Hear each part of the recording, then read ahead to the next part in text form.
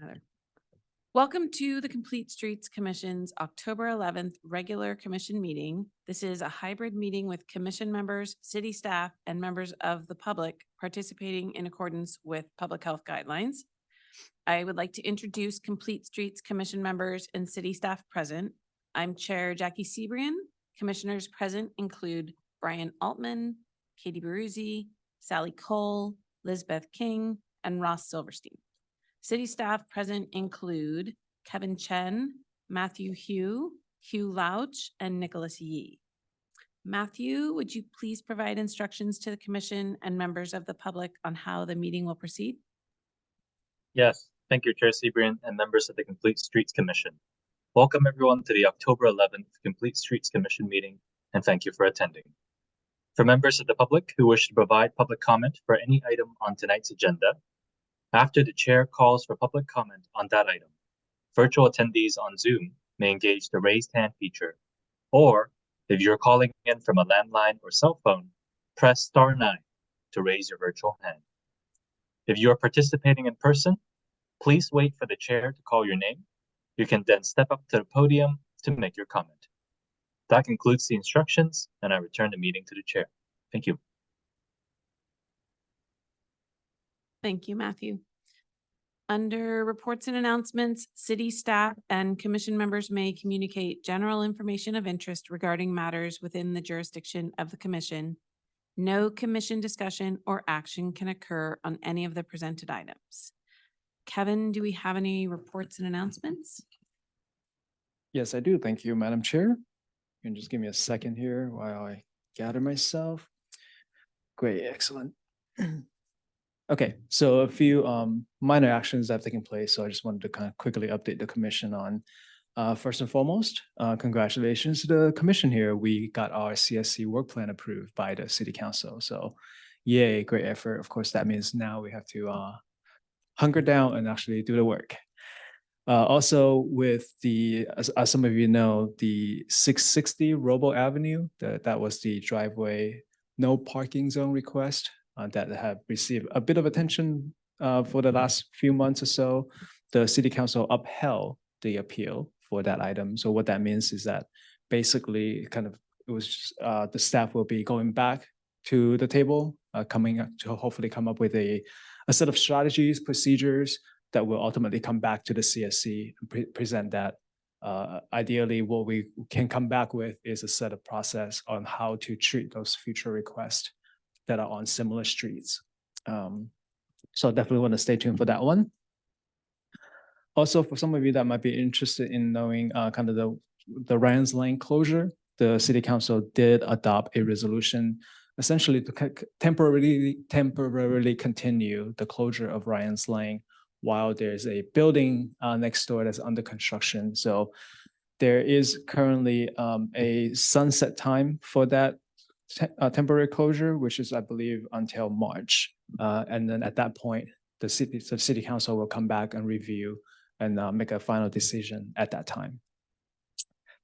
And then on a sort of a semi-separate note, as many of you know, at the last CSC meeting, we had a no parking item along El Camino Real. Just wanted to update the commission that the city, we did receive an official appeal to that decision. So what that means is that the staff will need to go back and essentially conduct a little bit of a analysis, evaluation, talk with Samtrans, and the idea is that we'll come back to the city council likely sometime early next year, given kind of the city council calendar, the amount of agenda items that they have right now. It will likely be an item that will come back to the city council likely early next year. So with that, I will conclude my announcements. Thank you. I think that Ross. I have a question on that. Just a procedure question. Yep. Is the city council required to hear all appeals that come to them, or is it kind of like the Supreme Court where they get to choose which appeals they may or may not actually receive? Yeah, that's a very good question. I would say historically speaking, they've heard every single appeal that went to the city council. I guess they probably have to, although I can't say that for certain. I would say that chances are they will hear the appeal. I have a quick comment on the Ryan's Lane item that was in front of the city council last night. I actually went to the meeting because I wanted to make a public comment about it, but the discussion of the housing element went on for so long that I have to go home and go to sleep. But I was pleased to see in the on the video this morning that Councilmember Nash did ask the staff to make sure they had done outreach to the local businesses about the closure of Ryan's Lane. So for those of you who aren't familiar with this topic, there's a restaurant, I think on Crane Street called Carpaccio, and they had during COVID been given allowance by the city to create a an outdoor dining space in Ryan's Lane, which is adjacent to the restaurant, but it closed that part of Ryan's Lane to traffic and period. So delivery trucks and whatnot that used to deliver to those local businesses back there were no longer able to use that alley. And I had heard anecdotally from some UPS drivers and other local businesses that they were disappointed that the alley was closed. So I think it's good that Councilmember Nash did ask for more feedback from local businesses that are neighboring to that proposed outdoor dining space. That's it. Does anybody else have any comments or? I have a question. I think the governor just signed a bill about parking, about sightlines adjacent to crosswalks, marked and unmarked crosswalks, requiring 20 feet of clearance on the side coming from the side where traffic is coming from. And maybe, I don't know, I'm curious about whether the city has been looking at that or whether that changes our policies or how that might get factored into other work that we're doing. Yeah. Do you want to read this summary or from the web, or that'd be helpful? Just a few lines. Are people familiar with it? I wasn't familiar with it. Is that helpful, Katie? Sure. Sure. A bill designed to increase visibility of crosswalks in California was signed into law Tuesday by Governor Gavin Newsom. Prevents parking or stopping a vehicle along a curb at least 20 feet from a marked crosswalk, a safety measure known as daylighting. Yeah, thank you very much. And to answer Commissioner Brozzi's question, yes, we are definitely keeping an eye on that particular development right there. So once it gets passed, then the city will need to evaluate that and then come up with a strategy on how to implement.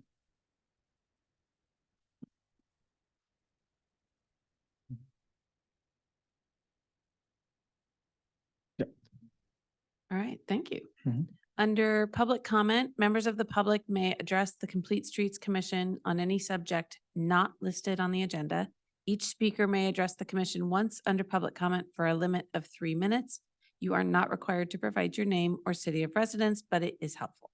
The commission cannot act on items not listed on the agenda, and therefore the commission cannot respond to non-agenda issues brought up under public comment other than to provide general information. Matthew, can you please call for general public comment? Thank you, Chair.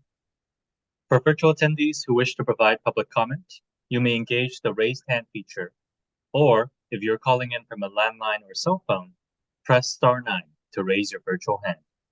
If you are participating in person, please wait for the chair to call your name. You can then step up to the podium to make your comment.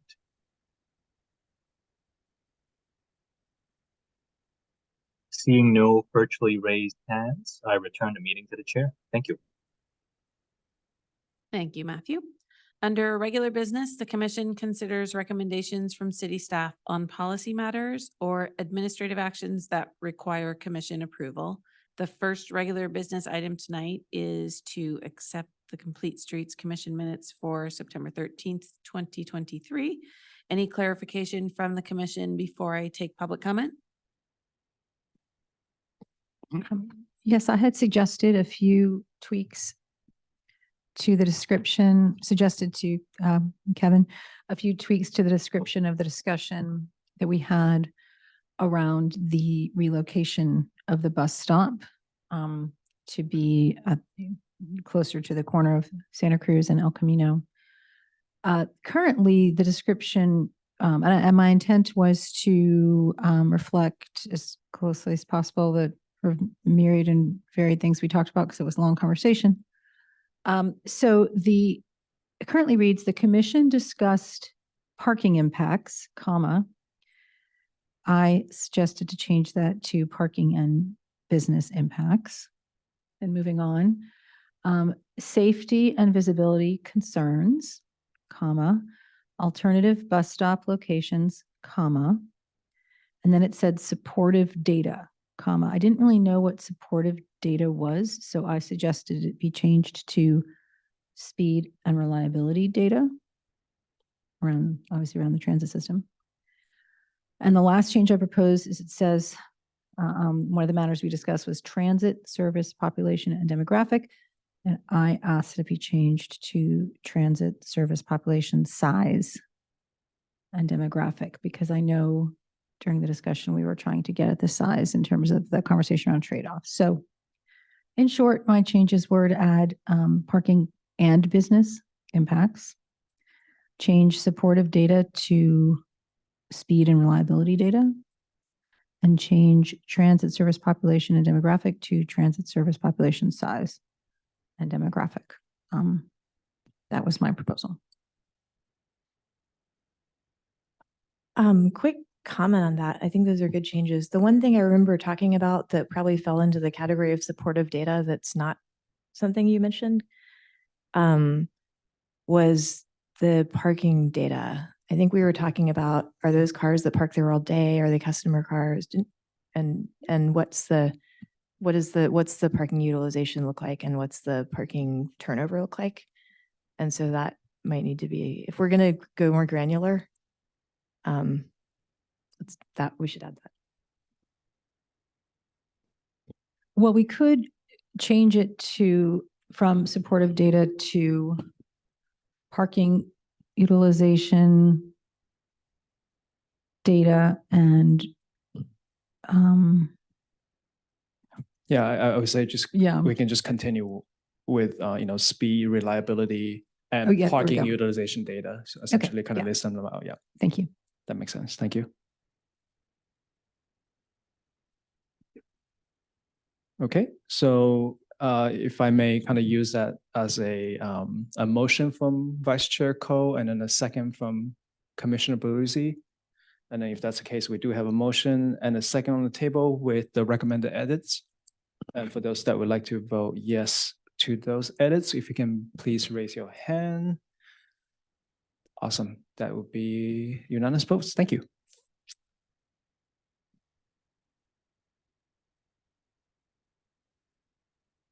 Let's see. All right. Next up, we have feedback on the evaluation of the Menlo Park Safe Routes to School program. Staff member Nicholas Yee, Associate Transportation Planner. Can you present the item, please?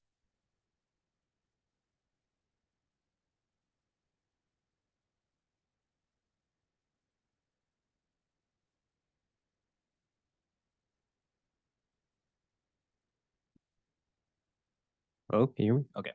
Good evening, commissioners. My name is Nicholas Yee, Associate Transportation Planner with the City of Menlo Park, the Safe Routes to School Program Manager, and I'm joined tonight virtually with our Safe Routes to School Coordinator, Andrea Kadu. Tonight, we'll be looking at our Safe Routes to School program and kind of trying to get some feedback about the program in general and see where we can go from here.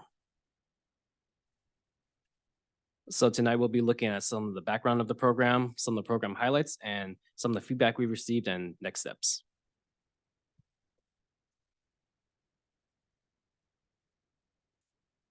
So to give some context for this, Safe Routes to School program was created in 2018, and it was actually identified as a top 6 priority project by the City Council in 2018. So actually a very comprehensive program. It covers 4 school districts and along with private schools as well. So that actually encompasses up to 24 schools when you include the 12 public schools and 12 private schools in the city, or those serving Menlo Park residents. The 4 districts include Los Luminas Elementary School District, the Menlo Park City School District, the Ravenswood City School District, and the Sequoia Union High School District. To help contextualize this, we have a map here. So basically on the left side, the darker teal is the Los Alamitos Elementary School District. It primarily serves West Menlo Park, Sharon Heights, Ladera, and Portola Valley. The central part, or the lighter teal, light blue color, is the Menlo Park City School District, serving primarily that portion of Menlo Park and parts of Atherton. And then on the right there is, and then the purple is the Ravenswood City School District, which serves parts of Menlo Park and East Palo Alto. Sequoia Union High School District is basically the whole district because it's the southern portion of the district. And technically there's a fifth school district, but it's just not in play in a sense because basically there's a small portion of Menlo Park that's in the Bohannon Business Park area and part of the business park area around, see, where is it? Constitution, Chrysler, Independence, and Haven Court that are actually technically part of the Redwood City School District. So next I'll go over some of the program highlights. So first off, when we talk about coordination, so to help contextualize things, the city has had a Safe Route School Coordinator since 2019, and she's essentially the heart of the program because she's the conduit between schools, districts, parents, parent champions, and community stakeholders. Some of the typical duties of the Safe Route School Coordinator include assisting with collecting travel tally data, planning citywide Safe Route School events, assisting schools and parents with events, and implementing Safe Route School concepts, writing monthly newsletter. And also, she's actually only a part-time position, but she tries to coordinate with both public and private schools, but primarily she does more public schools when it comes down to it. So next off, I'll be talking about our task force. So essentially, these are quarterly coordination meetings with various Safe Route School stakeholders to discuss safety issues and Safe Route School topics. These meetings are generally open to the public, and attendees typically include city staff or transportation division, schools, the districts, parent champions, Menlo Park and Atherton Police, and the San Mateo County Office of Education Safe Route School Program representatives. So next I'll talk about some of the educational resources we have. So there's 3 things here as examples. So on the left here, we have our walk and roll maps. So we actually created 24 maps for each of the schools, both in English and Spanish. So basically these maps include some basic safety tips and info. They're specific for each school. So they have the school's logo, name, and there's a map on the back that helps recommend routes to school for biking and walking. And yeah, so basically these are in both English and Spanish to help with the different demographics across the city. Next, in the middle, this is a snippet from our Safe Route School Toolkit. So essentially this was created to help with parent champions in implementing Safe Route School concepts at school. On the right here, we have an example of our bingo card. So we have a lot of different kind of random activity type things and safety type items. So this one is the Ruby Bridges to School Walk Day bingo card that's in Spanish. And some of the other materials, like I said, we include activity books, bingo cards, readiness checklists, and safety tips. And some of these materials are both in English and Spanish. We also have a pedestrian curriculum that we implemented a few years ago, and hopefully that we can share it with the schools to help implement in classrooms or the classroom setting in the PE class. We also have bought materials for them to actually use pedestrian curriculum in a real world environment where they have these play mats, for example, signs and all that, so they can kind of practice this in the real world. And currently we're also developing an in-depth bike and pedestrian safety guidebook. So some of the things that we also do as a program is many events around the city. So as I mentioned before, we have Ruby Bridges Walk to School Day coming up on November 14th. We help celebrate Crossing Guard Appreciation Week in March with the San Mateo County Office of Education. We have a spring party that we finally brought back after 4 years with COVID. We also have a bike month video poster challenge. We have bike helmet giveaways, and we also assist with parent champion organized bike rodeos. So in the pictures here, you can see we have the helmet giveaway from a couple years ago, city staff participating in bike rodeo. And this is actually a screenshot from our video contest winner from last year.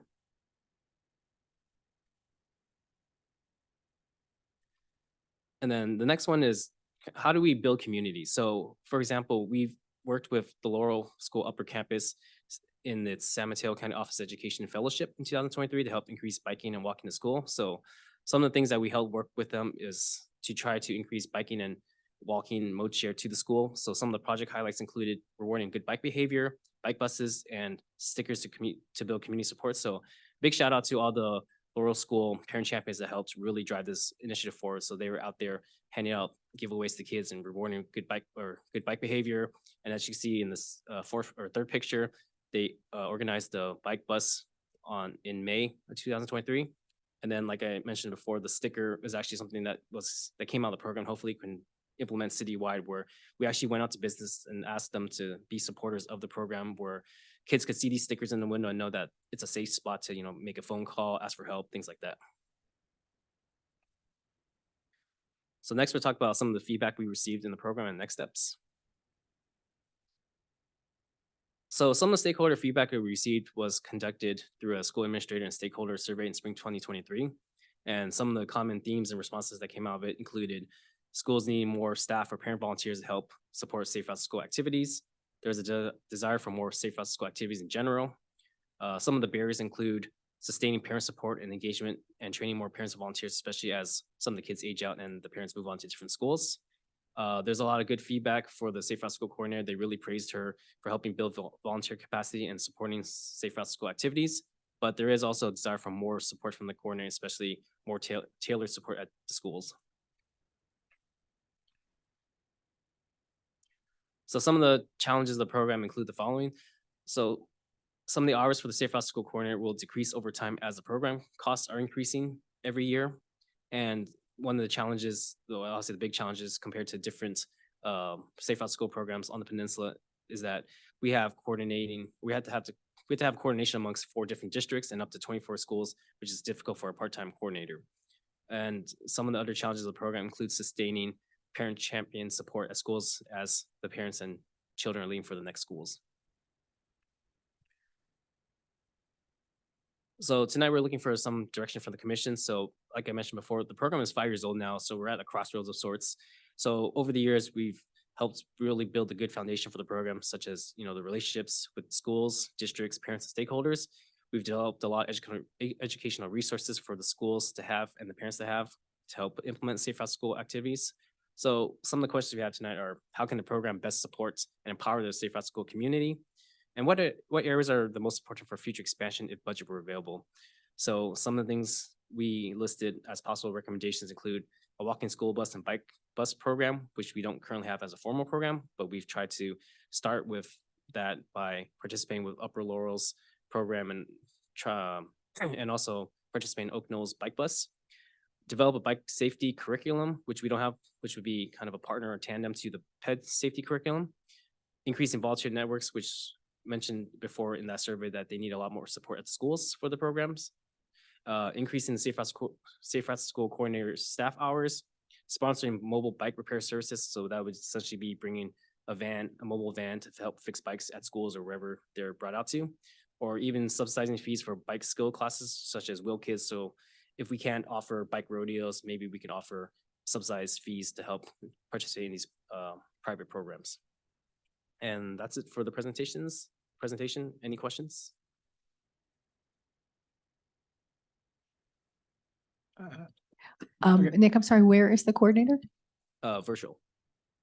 Pardon? Virtual? The person who coordinates, She's online. oh, virtual. I didn't hear that what you said. Okay. Okay. I just have a couple of thoughts as I read through it. Has there ever been any conversation about our adjacent cities sharing resources with Menlo Park? I was on the committee that you mentioned, the San Mateo County committee that provided grants to the different cities in this area, such as East Palo Alto, Menlo Park, Redwood City, Millbrae, et cetera. And the issues that the schools faced in terms of safe routes to school programs were all identical across the cities and the income levels and et cetera. And so it made me wonder if, these towns and maybe Menlo Park are making a mistake thinking about this as Menlo Park needs a coordinator and Palo Alto needs a coordinator, et cetera, et cetera, et cetera. And everyone's sort of doing the same thing, just miles away from each other. Has there ever been any conversation about having resources for multiple cities? We haven't had any formal conversations about this, but I think it's warranted in the sense to have the conversation because like you said, maybe there's some redundancy, but I think at the same time too, some of the challenges include that would this, say, maybe countywide person be in tune with some of the local issues as a city person would more so. Yeah, yeah. Sorry. Maybe Griff? let me just add to that real quick. So Hugh Louch, Assistant Public Works Director. So the county does have people and then sometimes multiple people, obviously varies with staffing, and does, attend a lot of like our meetings and other meetings that are ongoing. So there is some of that coordination is happening. A lot of the coordinator role, I think that Nick was describing also is like, it's very much like time spent with specific schools, right? So like we would still, it's hard to see exactly how you make that more generic because we're not all as cities equally funding positions like that. So Palo Alto has a very advanced program, long time. Not the cities in San Mateo County don't generally have the level always of individual participation. So it'd be hard for us to generalize and have the same level of I'm coordination sorry, as we my do today. suggestion wasn't to have a countywide person. It was to look at our adjacent cities and to ask ourselves whether do we share someone with Palo Alto? Do we go to the city council and propose that we have a full-time employee who is shared between, I'm just making this up, Yeah. Palo Alto Menlo Park. And that's one. Two is that I do share your view that while I think the issues stay the same across schools, it is really important that schools have the ability to approach some of their issues or concerns individually as a school community. And I think one of the things that I came away from this report a little without any sense of how this is going to be resolved is when you think about a Menlo Park resource being devoted to safe routes to school, like what is the best way now that it's been up and running for 5 years what is your opinion of the best way to divide the work between that person being a central resource? Because when I look at the language for the background and the report and, the purpose of this Safe Routes to School program, it sounded like the person was a central resource. And of course, there are a lot of things that resources you can build and trainings you can build that just can be applied across schools. But then there's also a theme of schools needing individualized attention. So I guess I left thinking, what is your proposal or your assessment of how much of this is bulking up the central resource and how much of this is figuring out a better way to strengthen the network of people associated with individual schools like the parent networks or whatever, so that they can come up with their own solutions, act individually. Obviously can share best practices with the other people quarterly, but from day to day, there's a stable, group of people in place at the local schools that also are very highly engaged in this on a daily basis. It seems like there's two very different layers of work here, and it doesn't seem like that can be done. The central resource can't be in every school, but every school wants like a base of support. So where do we go from there? That was my second comment. Yeah, I think it's a very complex question to answer, but I think long story short, the program's goal initially is that, to give further context, that over the last decade or so, we've seen different Safe Route School programs implemented by individual schools. So the whole concept of the citywide program was to kind of bring everyone together under the same umbrella of sorts so that everyone had the same access to resources such as the Safe Route School coordinator or educational resources. So in theory, everyone's at the same level in that sense. But obviously some schools are a little further ahead than others, or they have more involved parent champions. So in that sense, it's difficult to, I guess, provide each school with the same level of support because maybe some schools are more advanced or a little further ahead than others. So it's okay to kind of let them run on their own. But the whole purpose of the centralized support is that this person would help bring the other schools up. And hopefully, in theory, we empower every school to kind of be self-sustainable so that you would act as a conduit, but you don't have to necessarily guide them by the hand every single time. So ultimately, the long-term goal is that you don't necessarily need a Safe Route School coordinator. It's just that they're there to kind of bring everyone together and move them forward together. Having listened to the parents at Laurel who were very actively engaged in this San Mateo County solutions like that you showed in the photo, getting the the parent bike groups together and handing out the gift cards from the local businesses and everything.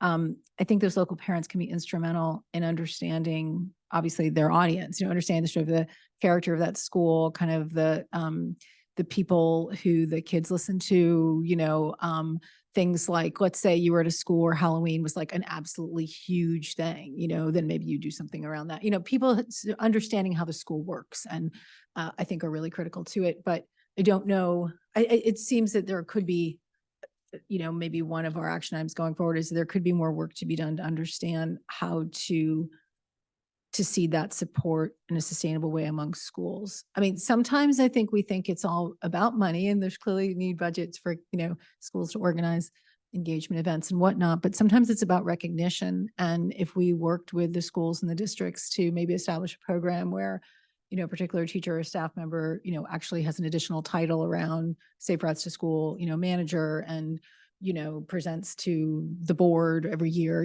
There's ways I think you can maybe try to build that infrastructure because again, I think that you kind of need both operating at the same time. That's it. I think that's right. I think it's a really good point. I think it's useful to think about one thing to maybe understand thinking about safe routes, not in the Menlo Park context, but more generally is that, there is no safe routes without parent champions anywhere, right? There's no like the city does it or the schools do it. It's always very parent involved, no matter where you go, anywhere, right? And that's a critical thing that they play. And sustaining that parent role over time is always one of the hardest things to do because kids get older, right? And you're not in that school anymore. And so like keeping that thing going. And so thinking about creative ways, and I think we've heard some ideas about that. And I think certainly I would say as a parent who has participated in school activities in the past, right? Like having, there are often, parent groups and having a defined role within that parent group. We've certainly heard that from some parents or having some kind of structure that's school related. Yeah. The teacher side, and we can Chair Sebring can speak to this probably better than anyone. They play a lot of roles. It's a lot of often hard to give them another hat. Yeah. And then some schools, our situation in Menlo Park is so complex because some school districts actually have a person who plays that role and some of our school districts don't have that role, right? And so like getting that kind of even consistency and getting everybody is so tough. But I think to the extent that we can find ways to work with the parents and the schools to like build that sustaining parental involvement is critical. And I think it's a little bit district by district, school by school, probably, but it's something that, if we can find a silver bullet, obviously we want to use it. Yeah. I guess one thing I'll just add to that is the place I saw that work the best. I mean, it was like unbelievable seamless execution was the parent organization that ran when my son was at Oak Knoll, the car drop-off line. The parent involvement and the like seriousness, like if you committed to a date and you didn't show up and something like that. I mean, it was some serious shit. And so all I'm saying is I do think that we might be able to identify some best practices like within one of our districts that show like parent volunteer programs of any kind that like really work and what are the components of making those work. Are we still doing questions or are we at comments yet? Still clarifying questions. Okay. All right.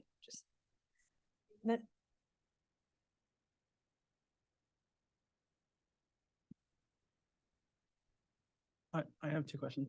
Oh, But go ahead, sir. I just have kind of a pretty simple question.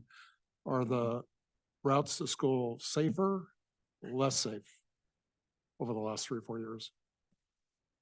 That's a very good question. I think hard to answer at a citywide level, but there have been a number of investments made in various places that I would argue make some of the routes safer. However, we also have changing traffic patterns and other things that we have to deal with. So Sure, but it's our kids. I mean, it seems like this should be a measure of success of the program to me. Because the purpose is safer routes, right? I mean, what, or is there any data about incidences? or- Yeah, so some of what you're talking about is sort of leaving the sort of Safe Routes to School program as a program, which is really about supporting the schools and the families that are trying to get their kids to school, and moving into more what the overall transportation division does to deliver projects in the transportation network, which obviously supports that, but isn't like encompassed within it, if you will, right? The program is more about the programmatic activities and less about the infrastructure. Infrastructure is an important part, but that happens, not within the Safe Routes to School program, if you will. But the underlying goal is to make the route safer, right? Yeah, I would say of the city as a whole, for sure.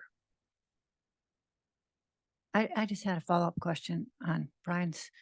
Adrian, it's Liz. Nice to see you here tonight. Do we have any data, like you were saying, of how many kids are actually bicycling or walking from the start of the program to now, to know if she is faced with bigger challenges now than when she first started the program? Because if it's being utilized at a greater rate, and if we do see a reduction in incidences, then I think we need to look upon expanding the role. Yes, no, data? Yes, hi Liz. Yeah, so we do ask the schools each year to collect what we called student hand tally. So it's in the classroom. We ask them to, we ask the teacher to ask them how they get to school the day before and the current day, and how they will leave the school. So that's one way to collect data. And it's not all the schools who will collect them each year. So there's some kind of gaps in the data collection, but it gives a snapshot of how student travels to school for that year. And yeah, it's not easy to really use these data to see if there's a real success or progress for the mood share, I'd say. And if I might add to that, a couple of things to keep in mind. One of which is that for some of our schools, our middle school in particular, we have very high biking to school rates now, and they may be increasing or decreasing. We also just have gone through and are coming out of a pandemic, so like the data aren't super helpful right now. Unfortunately, right? We need sort of more years of data, I think, honestly, to understand how, as we implement projects of the sort that Commissioner Altman is talking about, as we implement projects on the transportation system to make it safer to bike and walk to school, we'll see more of that difference. But, we had a big disruption, so it's a little bit tough to see, to give more definitive answers right now. Sure, and once Middle Avenue is implemented, I mean, things will expand even further. Okay, thank you. So I have a couple questions, but just wanted to respond to the data thing. Just wanted to kind of remind us that even if we did have perfect data and we saw that things were getting worse or better over time, that's not necessarily any form of implication on the Safe Routes to School program, because we don't have the counterfactual of what would have happened if it didn't exist. And so it's possible that things are getting less safe, but without various initiatives, it would have gotten much less safe. And so we don't have kind of a proper experiment to say whether or not our efforts are having specific impacts. Okay, so specific questions on the presentation. First, what is the budget of Safe Routes to School? It's currently, excuse me, it's currently 100,000 for fiscal year 23-24. And then, And sorry to add to that, but that's the sort of contract we have that funds Andrean's time and other stuff. It doesn't include time that staff spend, which would sort of be above and beyond. yeah, but just kind of thinking about if we had more money, what would we want to do? What type of order of magnitude should I be thinking about when we talk about expand? I mean, is it an extra $1 million or is it an extra $10,000? Or, I mean, in terms of expanding the opportunities within that program? Yeah, I can pull up the presentation again. I have some more notes if that helps. Okay. While you do that, do you want me to wait or should I ask my other question? Okay. The walk and roll map that has been published I'm curious as to if you could go into any detail in terms of what criteria was used to determine which routes should be labeled as a safe route to school. There are some routes that are labeled that I wouldn't particularly consider safe, and I'm wondering like what criteria went in to say this is a safe route to school and this isn't or shouldn't be labeled, and kind of devising those maps. And then kind of as a follow-up, is there any are there any plans to update those walk and roll maps?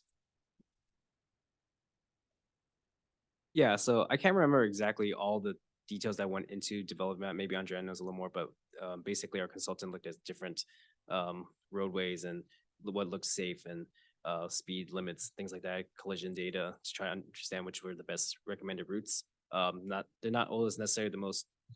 They're not always the most direct per se, but the end goal was to make them as safe as possible, because sometimes obviously like, oh, we could take the Willow Road overpass, but obviously it makes no sense if it's not a safe road. So there's a lot of different factors that went into creating the maps and all that. We typically update the maps every year or so to try to introduce new infrastructure, such as, additional bike lanes, new stop signs, things like that, to make them as accurate as possible. Yeah. I'll just add that we collected public feedback on the maps. We asked each school community what are the routes that the student actually take, because it was important for us to also reflect the reality and what routes, what streets the student will use, and use these maps as a tool to improve the network and also a communication tool. And all that said, if you have feedback, please, you can just reach out directly to Nick or Andrean, and we're happy to take that on board as we make future updates. I actually tried using that map. The scenario was I'm a new family on 720 College, and I want to get to Oak Knoll, and so I started just Googling around and trying to get to the map. When I got to the map, I'm a pretty good guy with maps. Actually, it was a little complicated. So is there things we can do to improve the usability of those maps? Is there a way to interface with Google, for example, and to drop it in so I could say 720 College to Oak Knoll, what's a safe route? Or is there some way to really exploit some of the technology? Because I think the map was a little complicated to look at.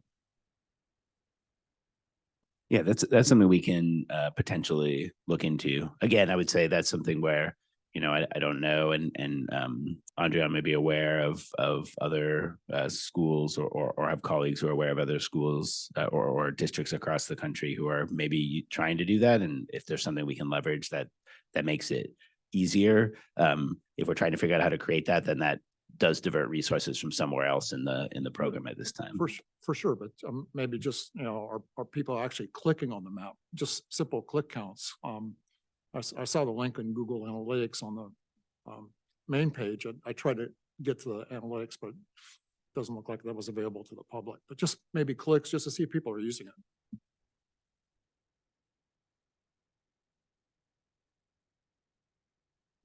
Any more clear? I have a couple of clarifying. I have a lot of questions. I'm going to try to condense.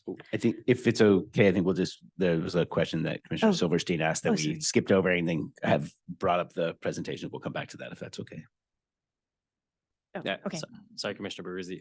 So basically, I have two slides here. They're split up. This was also in the report. So essentially, what we did is kind of quantify each potential add-on. So we call it like a cafeteria type option. So we don't have to have everything. It's just maybe based on the budget we have, based on the needs. This is an example of like what you could get for this amount of money. So for example, some of the estimates were if you wanted to start a walking school bus and bike bus program, it would cost say $23,000, for example, to help quantify and understand like, oh, is this really worth, a quarter of our current budget to implement? Or implementing the bike safety curriculum would cost $19,000, or increasing the volunteer networks would cost $16,000. So what's really valuable to the community needs, and how does that go against the budget constraints? Then some of the other ones, for example, the Safe Route School Corner, as we mentioned before, we technically are losing hours every year because the cost increased with our consultant, but the budget remains the same. So technically it would cost $14,000 just to get back up to fiscal year 22-23's hours because of just the cost increase. So essentially, it would cost that much to get a quote unquote 20% increase in hours back, just so we could be where we were last year.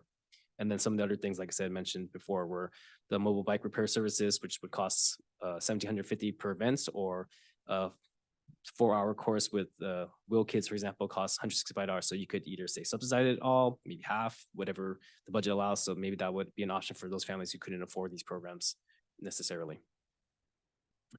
And where does the budget come from, and where would the opportunity to have increased budget arise?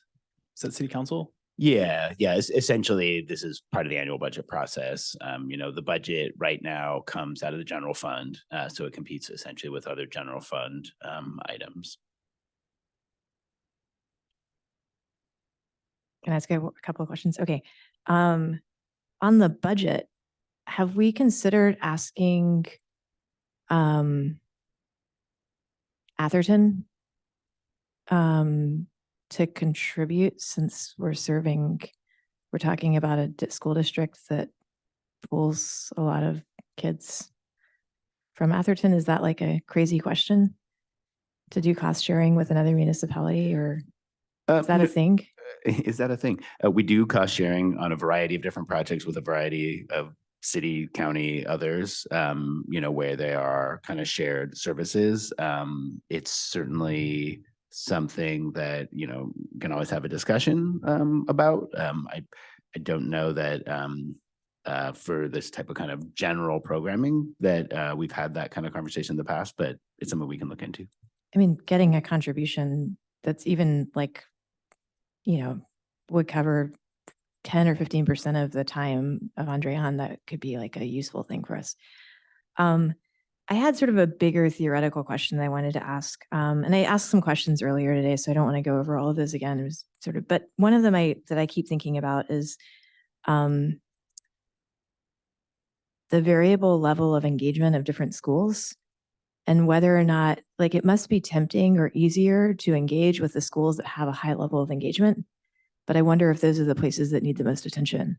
So in other words, if a school that has a high number of parent volunteers and is super excited about participating and is, asking for more resources and more time and working with us, is getting more of our time, that would be a natural thing to do. But on the flip side, if we have schools that don't have a lot of parent volunteers, which are driving the engagement, are we possibly giving them short shrift? That was one question I had. And that question was motivated by this other question, which was, all these schools aren't the same. Like, some of them are safer than others, route wise. And I wondered if y'all could opine on which areas you think we probably need to be most focused on. If our goal is to get kids, is to change mode share and get kids to school safely, where are the places in our city where we really need to be focusing attention? Yeah, so to the first question, we do understand there's different levels of engagement at different schools, and we obviously are engaged with some of the schools that are a little more, advanced with their Safe Routes programs, because they do reach out to us and we help them there. But it's not like we're trying to neglect the other schools. We do try to reach out, we try to offer our supports and offer different resources in order to help bring up to that level. And I guess it just depends on, one of the things is engaging the parents. Maybe there's different resources we need to offer or support. And I think it just requires more time to actually work with the school, because we can only do so much with limited hours kind of spreading across the schools. And I know what you're saying is that, is it best spent on schools that are already okay? But at the same time too, we're trying to make sure that the whole city as a whole gets it. But we do understand there are schools that need a little more support and help. Yeah, and I think that maybe to build on what Nick is saying, there's a level where when it's the engagement is easy, it's not a lot of effort, and there's still every year, right, a new crop of kids coming through that you want to receive the type of education and encouragement and different kinds of things. So you want that to happen everywhere, but it's not I think we still need some level of support, but it's relatively easy. It's not a lot of staff time. And then, and we've had some of these conversations internally, having more targeted, focused if we had more staff time, like increasing the work with schools that maybe have a harder time participating in the program is certainly something that makes a ton of sense. And, you know, we have to figure out what that looks like, but agree that that's an issue. But I think everybody, as Nick says, everybody needs it, right? It's not that the need doesn't go away if we pull back a little bit. So yeah, that'd be my only concern about the first part. And then maybe to the second part, I think, you know, the answer to that, it could be very simple, right? Which is that like not all roads are like we know that we have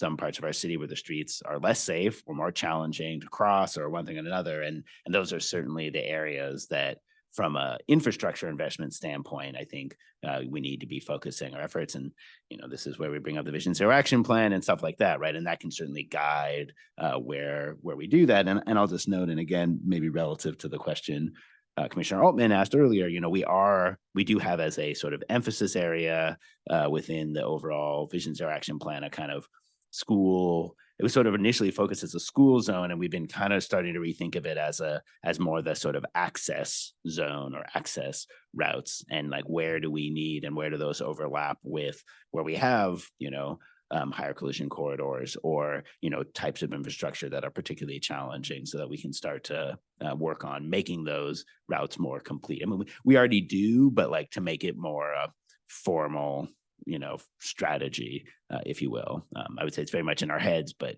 you know, being able to communicate about it more effectively would be kind of the main thing. I had another question that was more specific to the bike buses. So I'm curious, Andrian, I'm looking at, you know, do we expand this?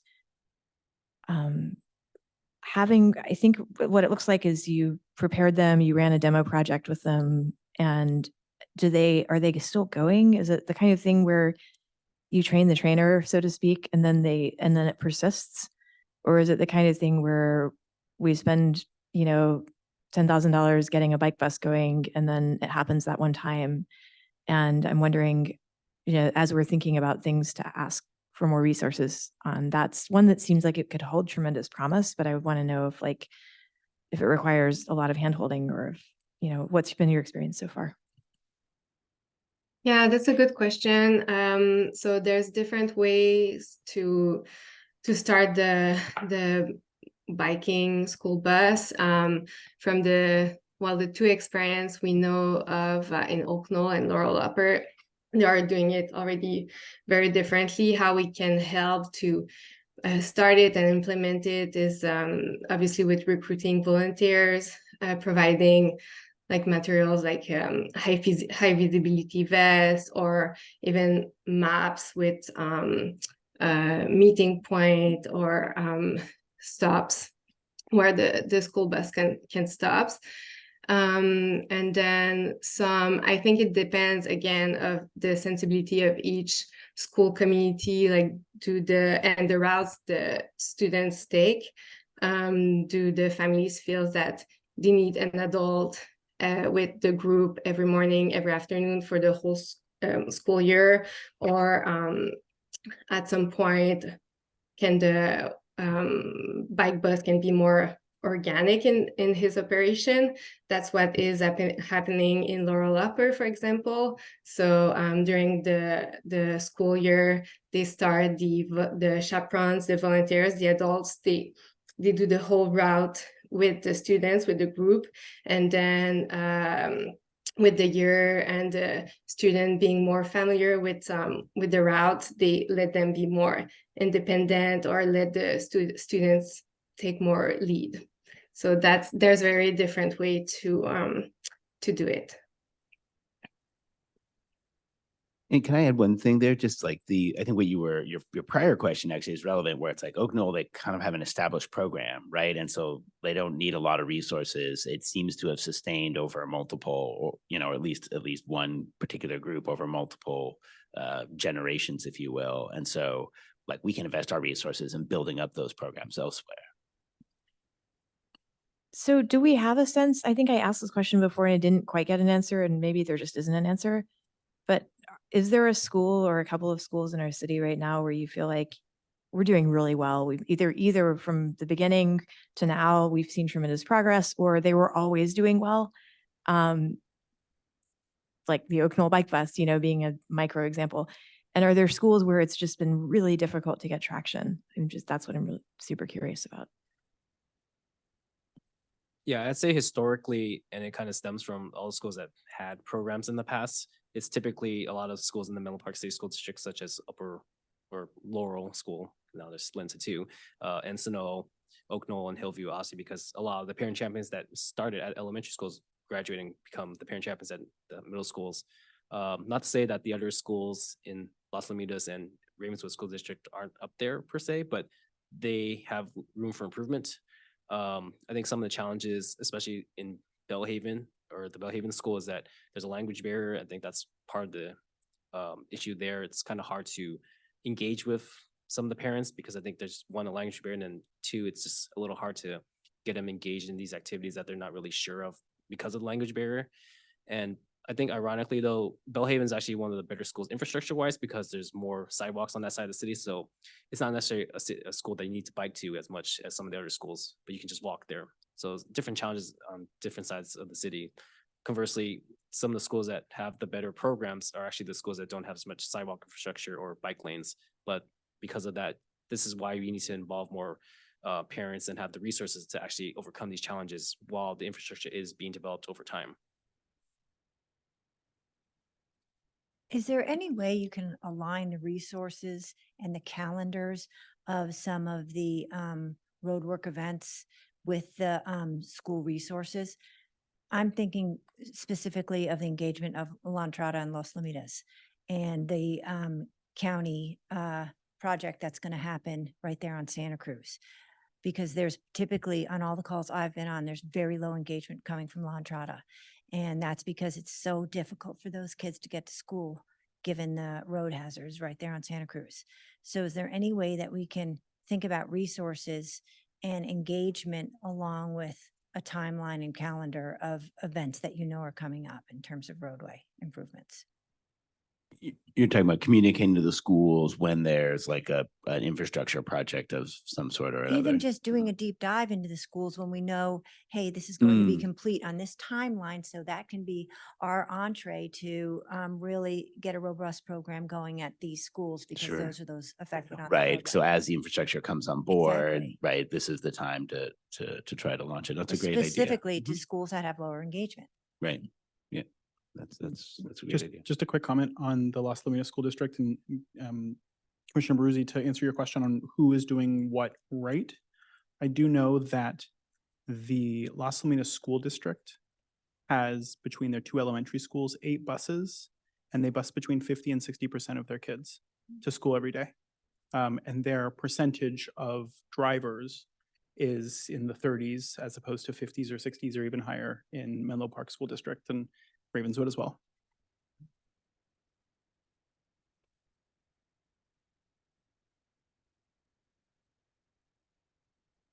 Does anybody have any more clarifying questions before we move to public comment? Okay, I think this is a Matthew, but I'm not on that page yet. Matthew, can you please call for public comment on this item? Yes, thank you, Chair. For virtual attendees who wish to provide public comment, you may engage the raised hand feature, or if you're calling in from a landline or cell phone, press *9 to raise your virtual hand. If you are participating in person, please wait for the chair to call your name. You can then step up to the podium to make your comment. I see a raised hand from Kevin Rennie.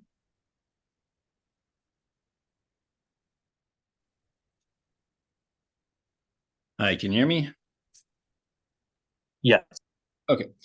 Commission members, staff, thank you for putting, sorry, go ahead, sorry. Committee members, staff, thanks for putting the safe routes together. For sure, it's a noticeable difference. My 2 kids are at Lower Laurel. I live in the Willows neighborhood. The one thing I was going to say, I've been closely following the Ringwood Coleman project that's also with San Mateo County. There was a a meeting in Menlo Atherton School last Monday, I believe it was. I do feel like that has lost focus. It doesn't seem like safety is the top priority anymore, and it's just trying to meet everybody's needs. The initial comment about the governor signing or about to sign better clearance from walkways and stop signs. If you look on Coleman, where the apartment complexes are, there are cars on the north side, and there's zero visibility for little kids and stuff like that. But more particular to the safe routes, I think better engagement, starting the kids younger, which will help bridge them, their habits and their abilities to just think of it as a normal thing. I think there's a lot of involvement with the parents, and there could be more. Thank you. I'll yield back. Thanks.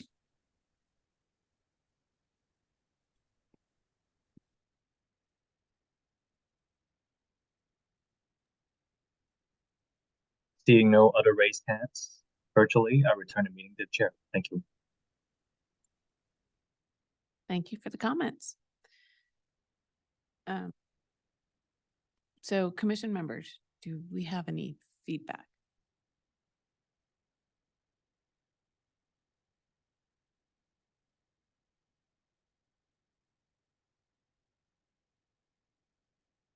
Again, not too much feedback from me.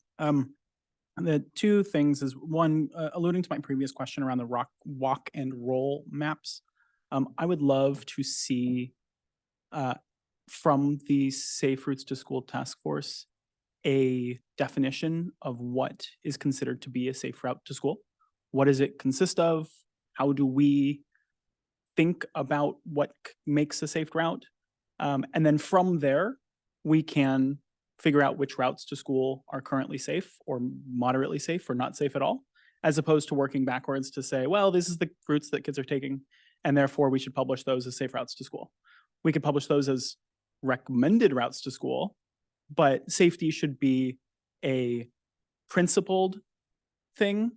And then we can, we should determine what safe is ahead of time, not necessarily thinking about what people are currently doing, because we know people do a lot of things that are not safe. And happy to work with anyone or give feedback on that specific criteria if you guys want it. And then in terms of the goals of the task force, I recognize that a lot of this is not immediately or directly in control of the program, but I would love to see more outcome-based goals, explicit ones. For example, transportation mode share, to say our goal is to get X% or fewer of parents driving to school every day, or X% or more kids biking to school every day, with the understanding that to do that requires a lot of involvement from a lot of different stakeholders, but at least to say, we're currently here, we would like to get there, and then think about what are the types of things that would help us get there. If it's buses, or if it's city infrastructure, or if it's education, or things there, then we can talk about it, but at least to state what the goals are. And then kind of merging those two different comments, what % of our routes are currently safe? And again, have those metrics to say, we have 24 schools. To go to those schools, they probably come from another 24 different neighborhoods. And do all of them have a safe route? Do half of them have a safe route? Is it 3 or 4? And to really put a stake in the ground and be honest with ourselves, and not trying to sugarcoat the current situation to say, actually, there are only 3 safe routes in the entire city, or maybe there are 90. But to kind of put a little bit more numbers on those criteria would be great, so then we can track progress over time.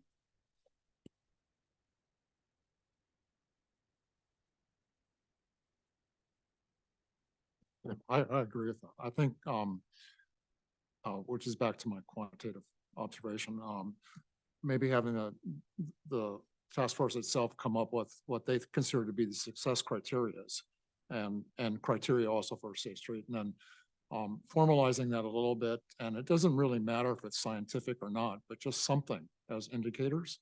And so it could be tracked over time. I think that'd be really good. I think that would be an addition to all the good work that they're doing. Also, I would focus on the usability of the website itself and getting to information, making it just ruthlessly simple for folks to get to the information about what is a proposed safe route when it's decided. And to measure that, it seems like relatively straightforward with just clicks, just, are people accessing it? Yes or no? And tracking the clicks over time will give you an indication of how much is being used.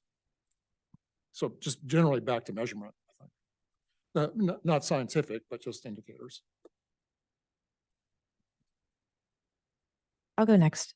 So we talked a little bit about this earlier, but I was telling Andrea and Nick that I think it might be a useful exercise to put together a logic model, basically like your theory of how the things that you're doing contribute to the changes you want to see and what you want to measure along the way. So if you're spending a lot of time, for example, creating materials and then the click rates indicate they're not really getting used, that's probably like not a good use of limited hours going forward. Or, maybe we decide that we're going to borrow materials from some other place that does a pretty good job and not spend so much time focused on making our own really nice. It sounds like the interpersonal sort of individualized stuff can work better. That was the first thing. And yes, like metrics, understanding, of course, that this role, there's so many other variables that go into things like mode share changes. And so it's hard to establish causality. Still, I think, when we're spending valuable resources, we should have a theory of why we're doing it and what we would expect to happen if we do it. So another thing, just the idea I had today after talking to Andrian and Nick for a while was, and looking through the report was, and having participated in the task force meetings, was it might be more useful to do some more zooming in. So right now the task force meetings are huge and everybody's supposed to be there. And a lot of people are sitting there listening while one person at a time talks. And I think they're getting a little unwieldy. And I wonder if it wouldn't make more sense, honestly, almost on a monthly basis, to have a specific region that you're homing in on. So for example, this month our area of focus is going to be situation around Lower Laurel, partly because we're working with this task force on figuring out Ringwood and Coleman. And so that would entail a site visit and some observation maybe to this Lower Laurel situation, and looking not just at Lower Laurel at some point during the day, but really like at 7:30 or 8 in the morning or whenever people are getting there, and having a meeting, sitting down with the Lower Laurel team, and then having a Safe Routes task force meeting that consists of, anybody who wants to be there maybe, but really it's focused on Lower Laurel. So maybe that's the time when you have the Atherton and the county public works people show up too. And that's when, or, just that's an example.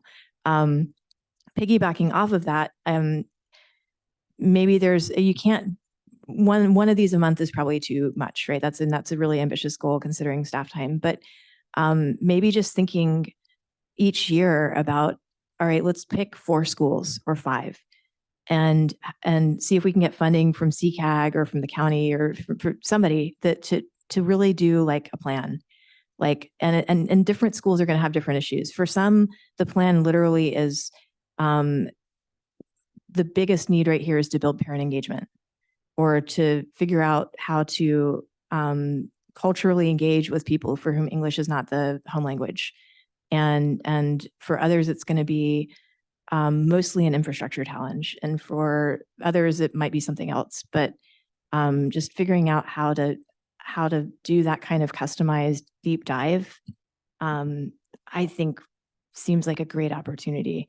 And that way, maybe you're not getting everybody every year, but you're putting people in a position to have changes happen over the next few years. And then you do periodic check-ins, like, we come up with this plan, every 6 months, what's happening here. That's a thought I had. I talked to Vice Mayor Taylor and asked if she had any thoughts, because I think the Ravenswood district schools have been, and not just the district schools, but also the private schools over there haven't been as well represented, I think. And I asked her if she had any thoughts. And she felt that school level outreach was important. I know Andreanne's spoken with somebody in the district office, but she felt particularly that she wanted to make sure that the schools themselves were involved. She was concerned about crosswalks.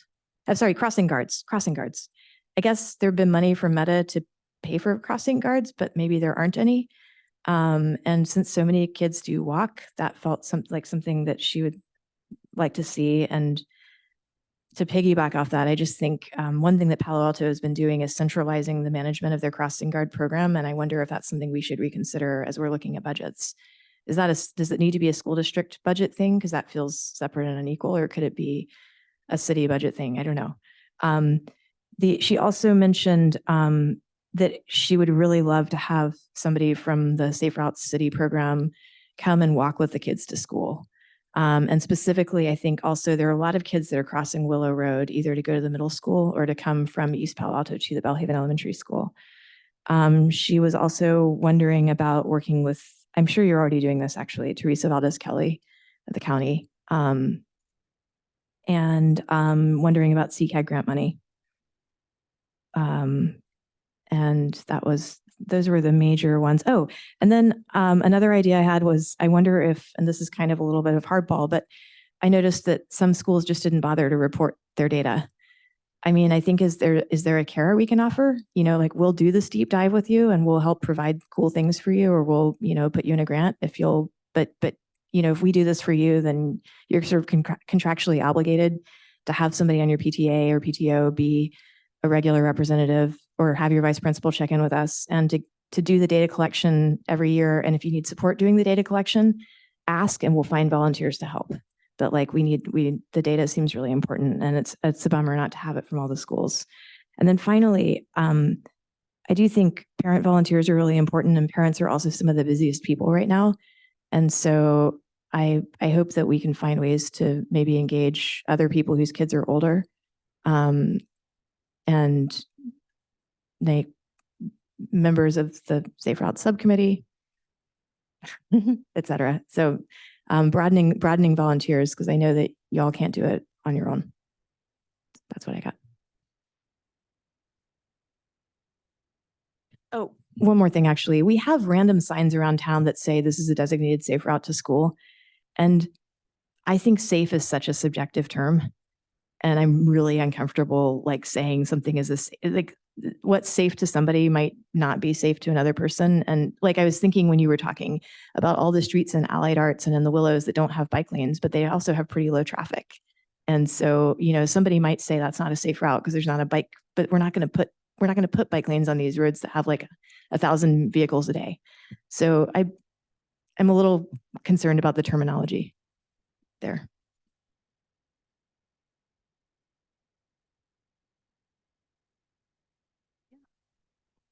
I can go. Okay, so yeah, my comments, my feedback are quite similar to the other folks, but I just wanted to let you know what my impression was when I read the report. And thank you for doing it. It was long, informative. I'm sure it took a lot of work. So thanks for presenting all this to us. So I think for me, I found it a little bit challenging to evaluate the success of the program because of I think because of a lack of like detailed quantifiable goals, which I think is something you're hearing from all of us. But I think the reason they're so important is that they're going to give this program meat, influence, maybe more budget. If the program can develop a point of view around what are our specific goals, quantifiable goals going forward with timeframes, and what are the resources required to meet those goals. So a good example is when I was reading through table 1, so program accomplishments, there were a lot of phrases like trainings have been offered to schools, more needed to expand the outreach, assist with collecting tally data annually, limited amount of kits, not enough for each school to keep on hand. So I didn't know what to compare it to. I thought, well, okay, so they didn't do it for all of them. Did all of them need it? So I feel like if we could kind of change our frame of mind and have this table say something like, the goal is to create curriculum kits and distribute them to every school, by August 15th. Let's say it was that, right? Then you could say, we did it.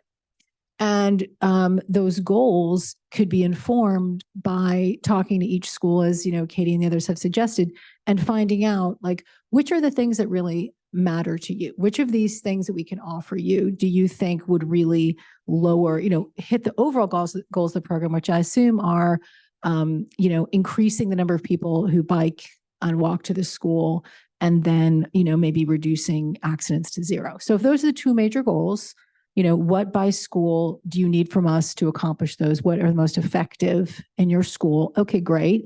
And then our goals are these 5 schools are all going to get bike, helmet giveaways. These 10 schools are going to, and then you can literally go to the city council and say, hey, we've talked to the schools. We know what their needs are.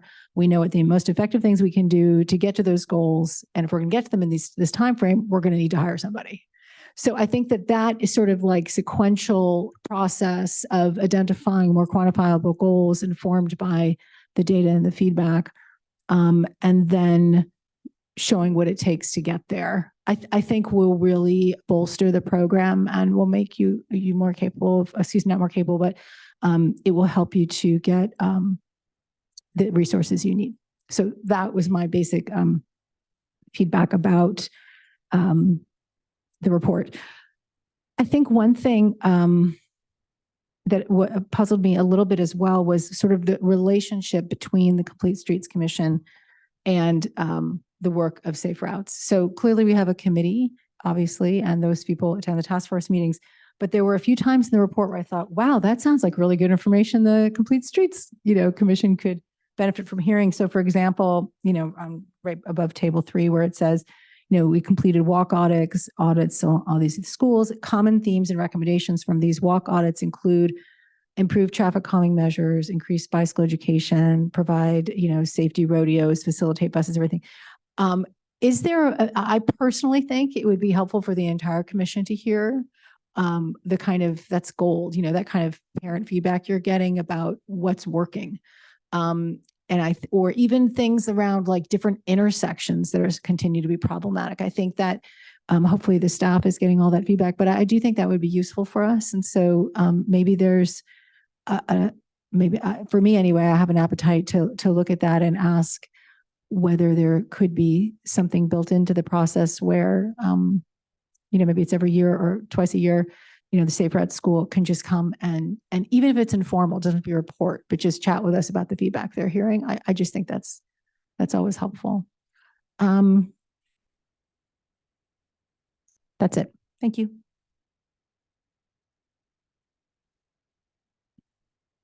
I have one more thing that I wanted to mention. So I kind of alluded to this earlier, but I just wanted to reiterate it because I don't think it gets talked about enough. When we think about safe routes to school, we very often talk about walking and biking, but buses are a huge opportunity here.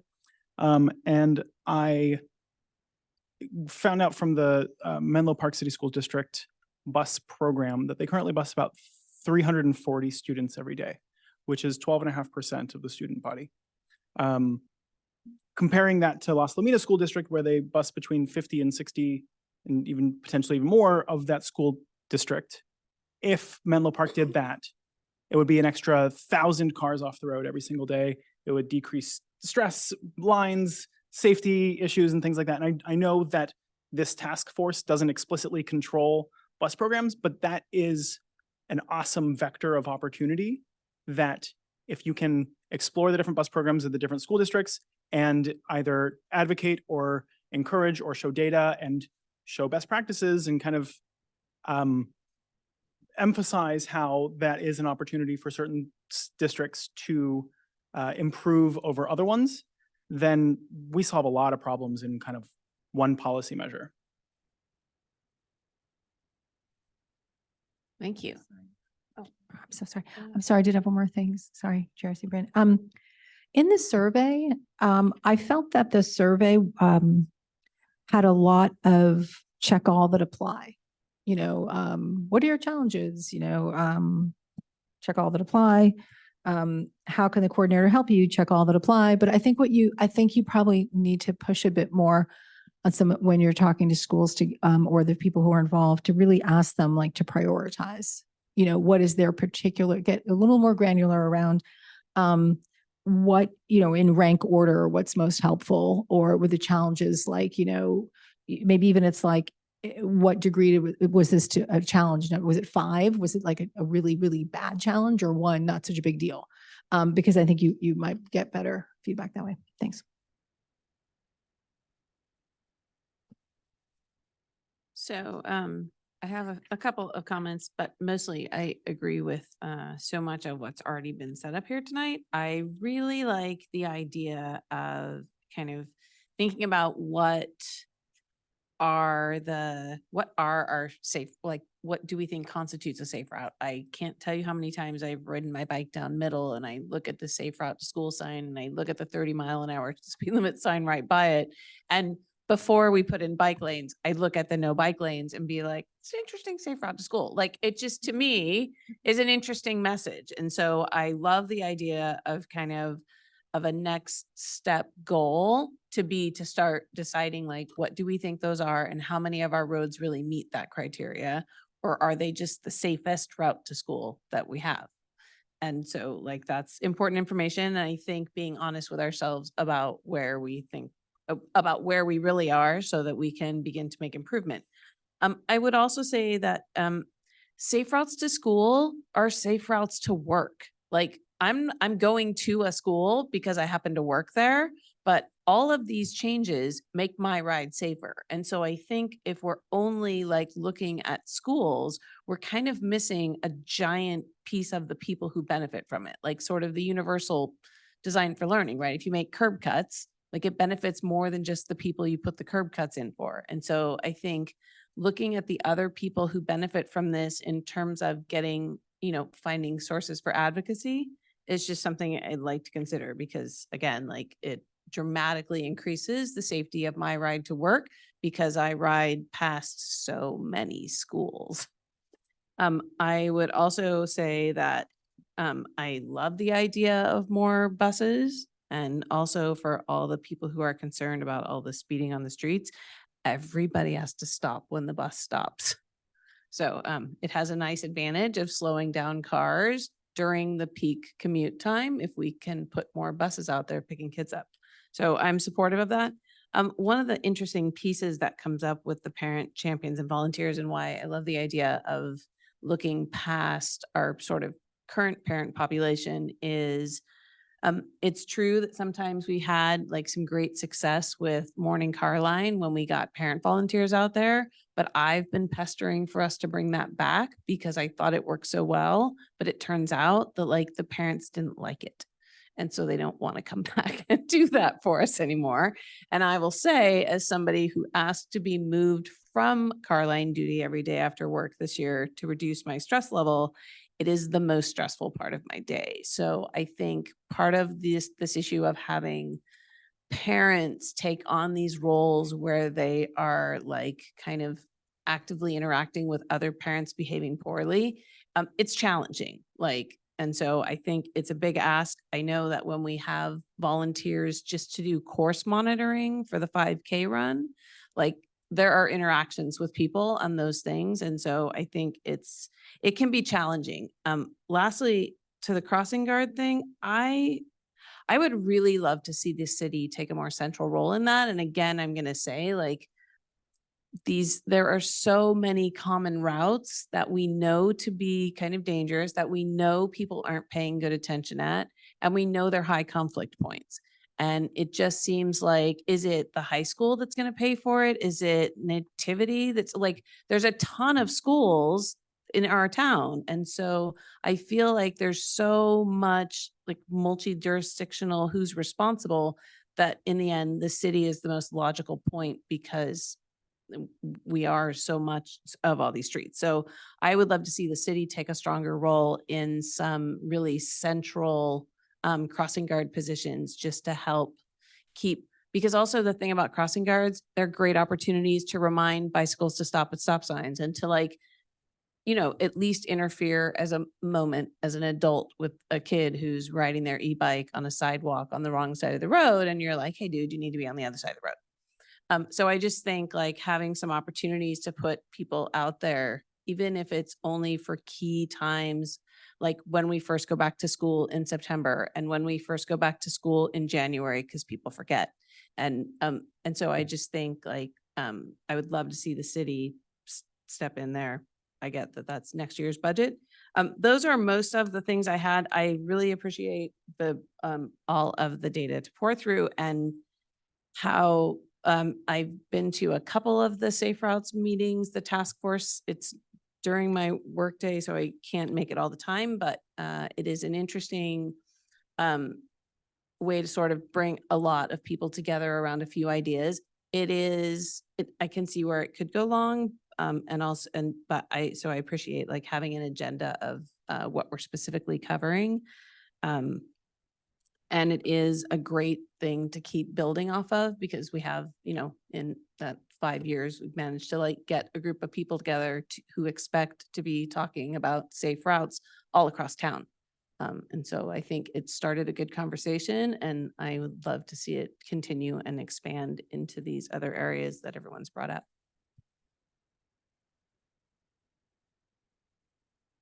One last thing I think is how can we help you?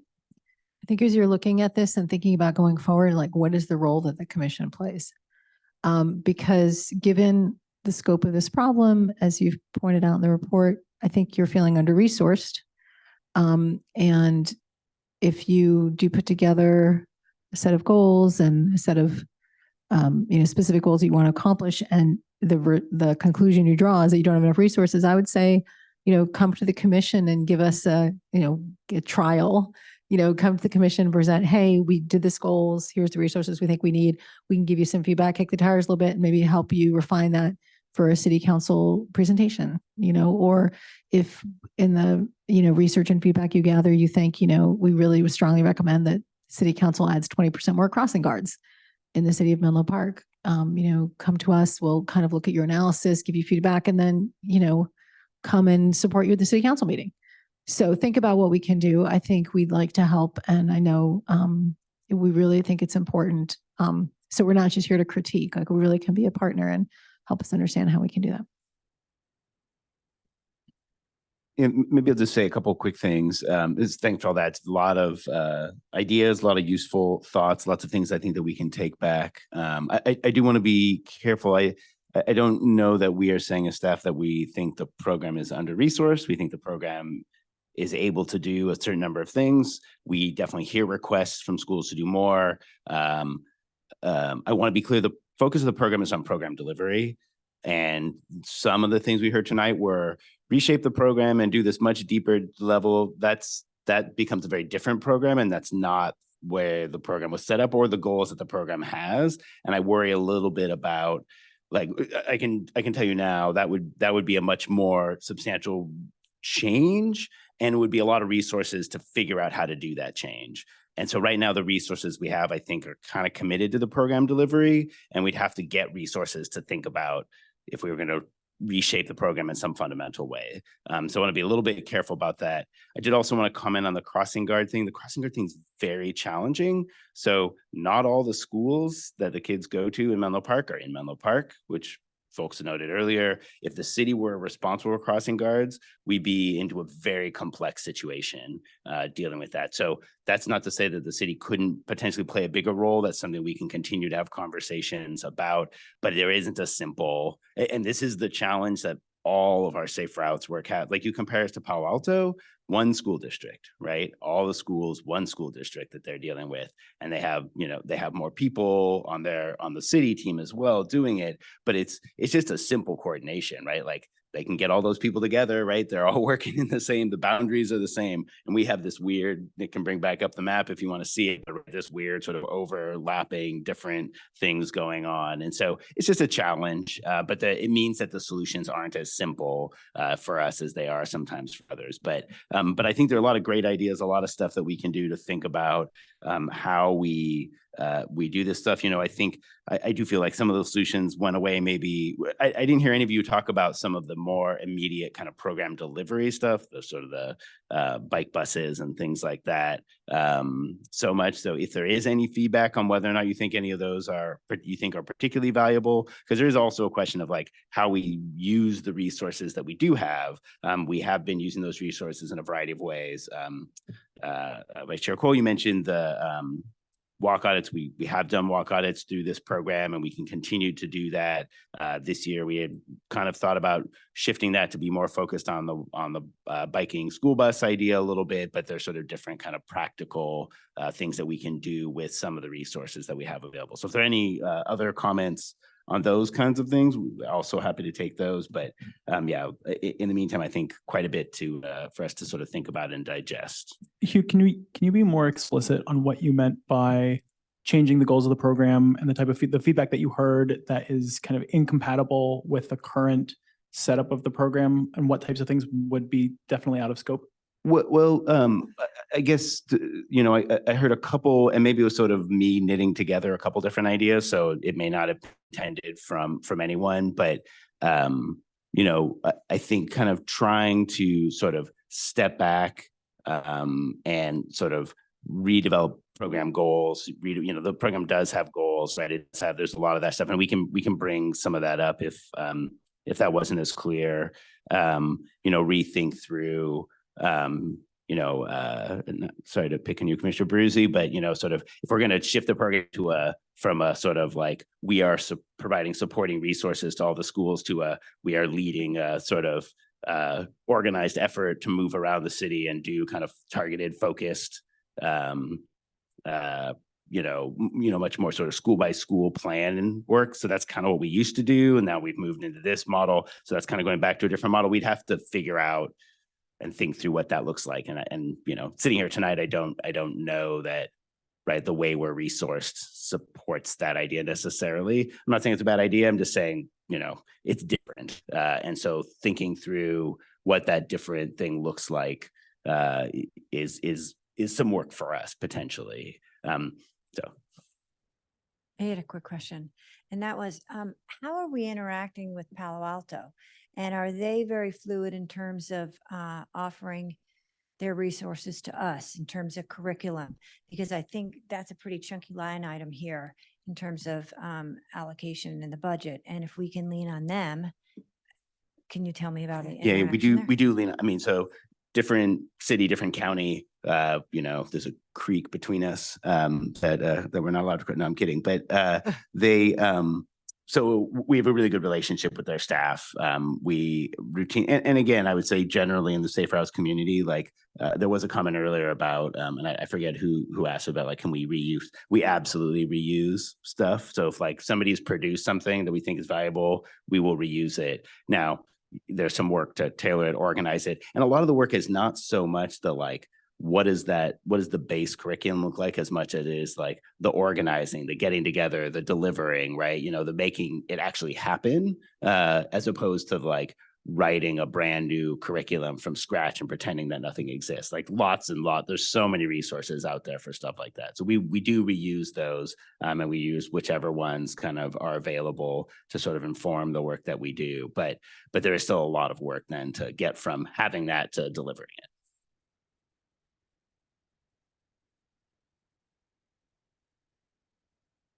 I would just like to add a comment because you asked, and I fully support the bike bus thing. I think from what I haven't been part of it because it's not on my commute, but what I understand of at least the Oak Knoll bike bus is that the people who use it like it. I've heard a lot of talk about it for a while, and also like things take time to really settle themselves. So the fact that it's found a home at a couple of schools, like I think it's a great model to try to bring it more widespread, and I would love to see it.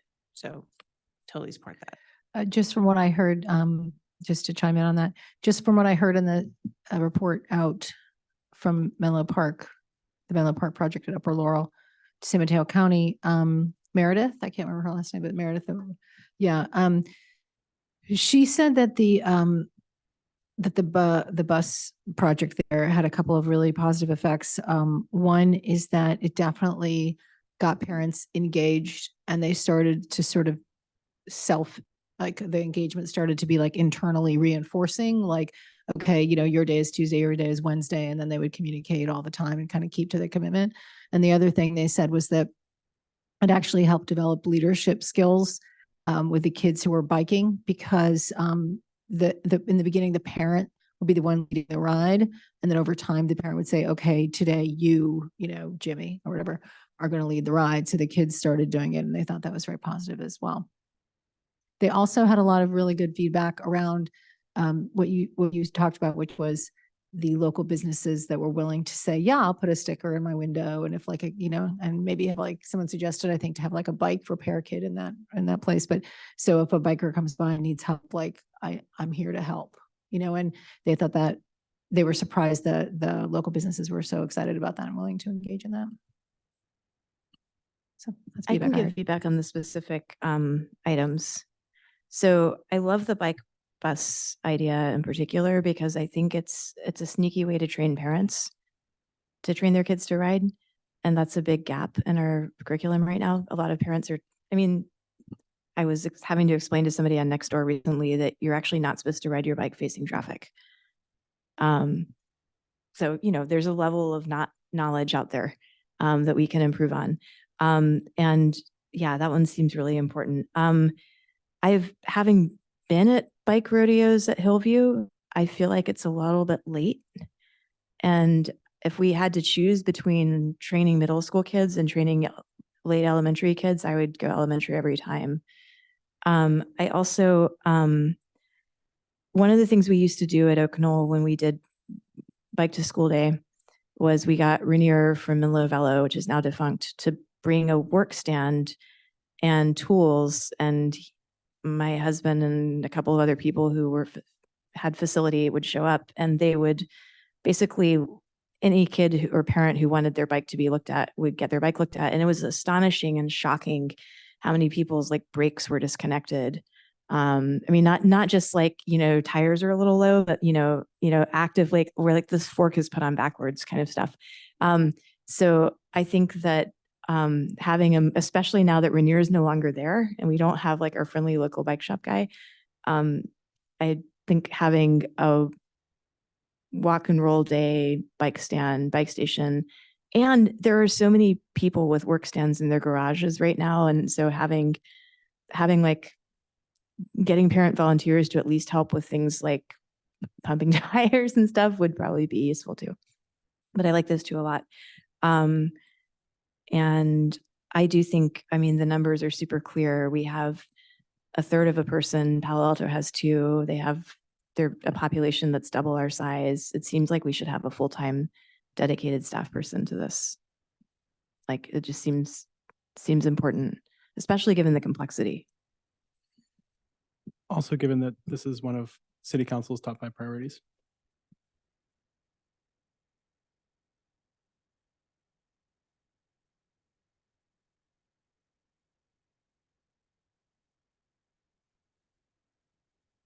Do we have?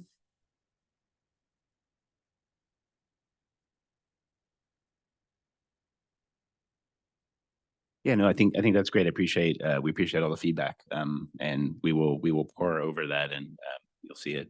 And think about what's next. Obviously, there's a little bit of a long lead time on any sort of programmatic stuff, because we're here in October, is it? And we have a little ways to go for sort of budget related things, but that feedback's super helpful to help us sort of move in that direction. Actually, one more question. How many people have been showing up for the Wheel Kids trainings? I'm not too sure. Do you happen to know, Andreanne, by chance? I'm not too sure this year. I think there was only one workshop organized, and it's usually about 10 students and 10 parents. Okay. All right. Any more comments from anyone? Okay, I'm going to move on to informational items. Thank you so much for Nicholas and Andreanne for the presentation and answering all the questions. Yeah, Thank thank you, commissioners. Really appreciate all the great feedback. And like Hugh said, we're going to look at all this feedback and see what we can do. And I think one of the biggest things that I heard from the feedback today is that maybe we can try to come back to the commission a little more frequently to kind of share what's happening and, how we can kind of have these check-ins to kind of make sure we have, good feedback along the way instead of waiting like a year later and then finally kind of checking in. Thanks again. Thank you. So under informational items, city staff provides an update on matters of importance to the commission. Informational items are not action items. However, a commissioner, city staff member, or a member of the public may request to make a comment or ask a question on any of the informational items. The one informational item tonight is update on major project status. Kevin, can you? Yes, thank you, Madam Updates. Chair. So just a quick update on a few things that are going on around the city. First and foremost, there's a little bit of a mention of that Coleman and Ringwood project that's going on. So I just wanted to, and I believe at least two of the commissioners here went to that meeting. So certainly feel free to kind of speak to that if you want to. But certainly with regard to next steps, our intent is to kind of evaluate the data that we receive from the meetings and then eventually come back to the CSC with a set of recommendations and then another opportunity to kind of provide feedback. For the Vision Zero study, as many of you know, that is kind of another high-profile ongoing effort that's going on.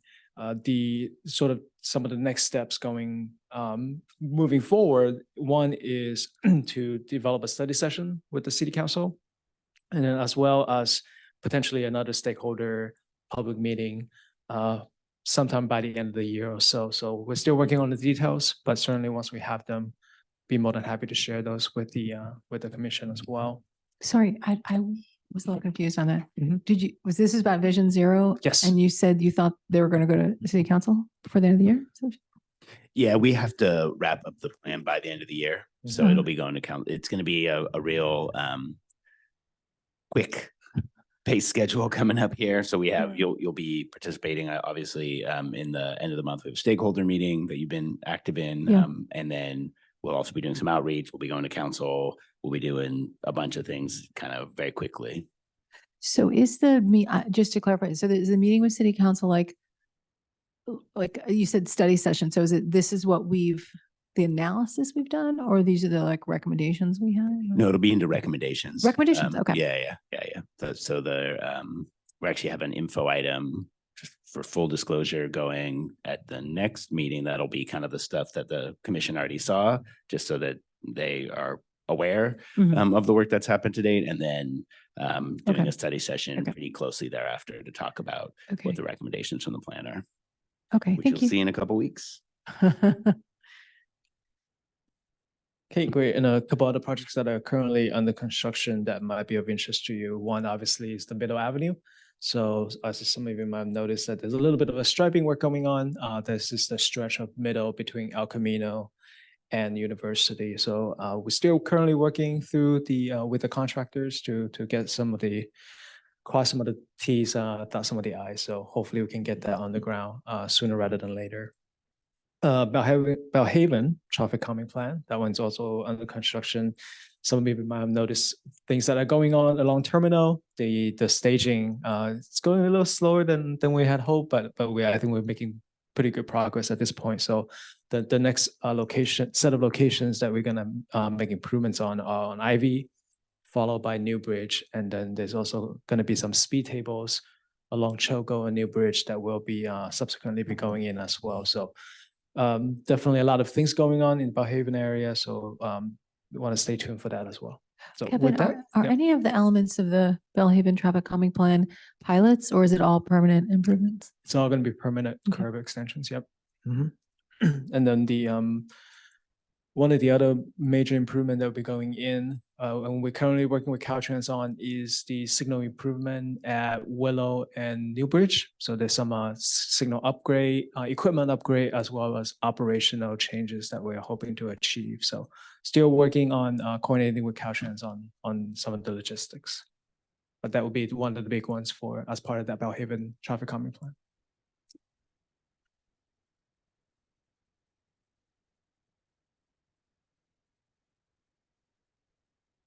Are there any? Oh, Matthew, can you please call for public comment on this item? Yes, thank you, Chair. For virtual attendees who wish to provide public comment, you may engage the raised hand feature, or if you're calling in from a landline or cell phone, press star 9 to raise your virtual hand. If you are participating in person, please wait for the chair to call your name. You can then step up to the podium to make your comment. Seeing no virtually raised hands, I return meeting to the chair. Thank you. Thank you. Do we have any subcommittee reports or updates?